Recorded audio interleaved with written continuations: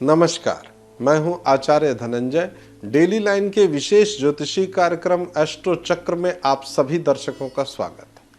आज हम लोग चर्चा करेंगे जिन बच्चों का मन पढ़ाई में नहीं लगता है और जो बच्चे पढ़ाई से जी चुराते हैं, पढ़ाई के नाम पर गुस्सा करते हैं, उन बच्चों का भविष्य कैसे उज्जवल हो जाए, उसके उपाय क्या हो, ऐसे बच्चों के लिए माता पिता को क्या क्या उपाय करना चाहिए और सबसे महत्वपूर्ण बात कि इसकी वजह क्या है। इस संपूर्ण विषय पर आज हम लोग विस्तार पूर्वक चर्चा करेंगे। सबसे पहले आप सभी दर्शकों को मैं एक बात बताना चाहता हूं। ज्योतिष शास्त्र के अनुसार विद्या का भाव चतुर्थ स्थान होता है और बुद्धि का भाव पंचम होता है। और ऐसे बच्चे, विशेष करके वो बच्चे जो बुद्धि के बड़े तेज हैं, अक्सर उनके माता पिता मुझसे कहते हैं कि आचार्य जी मेरा बेटा दिमाग से बहुत तेज है, बुद्धि बहुत तेज इसकी चलती, लेकिन पढ़ाई में नहीं, किसी और काम में, खेल कूद में या किसी और काम में, घूमने फिरने में, खाने पीने में, कुछ भी कह दीजिए, पढ़ाई छोड़ करके कुछ भी कह दीजिए, इनका दिमाग बहुत तेज चलता है। इसीलिए मैं आपको विस्तार से ये बता रहा हूं। चतुर्थ स्थान शिक्षा का है, बुद्धि का पंचम भाव।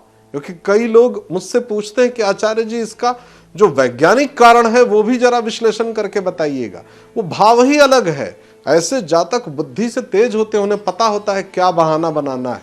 आज मेरे पेट में दर्द है इसलिए होमवर्क नहीं किया, तो ये जो निर्णय लेने की क्षमता है ये बुद्धि तेज होने के कारण है। और बुद्धि के कारक शनि ग्रह है, विद्या के कारक बृहस्पति हैं। तो पूरी जन्म कुंडली का गहन अध्ययन अनिवार्य है। देखिए, ये हो सकता है कई बच्चों में कि शिक्षा के कारक ग्रह कमजोर हो। अनिवार्य नहीं है कि जीवन में सफल वही व्यक्ति होगा जो उच्च शिक्षा को प्राप्त करे।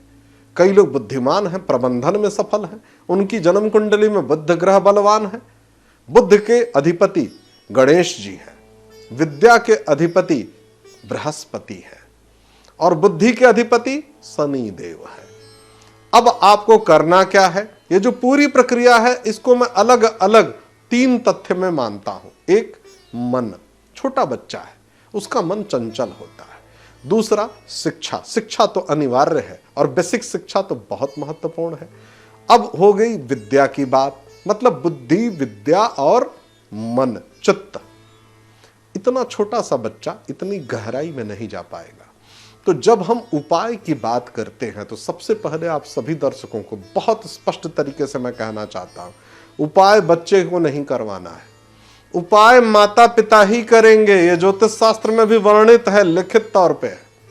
आपको उपाय क्या करना है? मां सरस्वती की वंदना कीजिए कि उनकी कृपा हो जाए बच्चे पर। शिव जी का जलाभिषेक करिए, चूंकि शिव जी ने ही अपने ललाट पर चंद्रमा को धारण किया है। चंद्रमा ज्योतिष शास्त्र कहता है मां का कारक है, मन का कारक है, हृदय का कारक है। और गणपति की स्तुति करनी है। गणपति की स्तुति से क्या होगा? बुद्धि का सदुपयोग होगा। ये छोटा छोटा उपाय आपको करना है, निश्चित रूप में आपके बच्चे पर इसका शुभ और सकारात्मक प्रभाव पड़ेगा।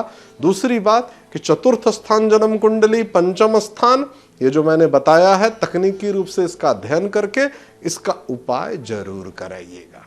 आज के कार्यक्रम में इतना ही। आप सभी दर्शकों का बहुत बहुत धन्यवाद। नमस्कार।